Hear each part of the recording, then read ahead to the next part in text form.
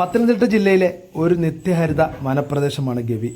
പശ്ചിമഘട്ടത്തിലെ പെരിയാർ കടുവാ സങ്കേതത്തിൻ്റെ ഭാഗമായ ഇവിടെ വനം വികസന കോർപ്പറേഷൻ ഒരുക്കുന്ന നിയന്ത്രിത വിനോദസഞ്ചാര സൗകര്യങ്ങൾ നിലവിലുണ്ട്.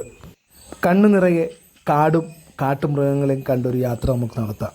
ഗവി യാത്രയിൽ കാടും മൃഗങ്ങളുമല്ലാതെ പ്രത്യേകിച്ചൊന്നും കാണാനില്ല. എന്നാൽ യാത്രയെന്ന മനോഹരമായ അനുഭവം ആസ്വദിക്കാൻ ആഗ്രഹിക്കുന്നവർക്ക് ഈ വഴി തന്നെ തിരഞ്ഞെടുക്കാം.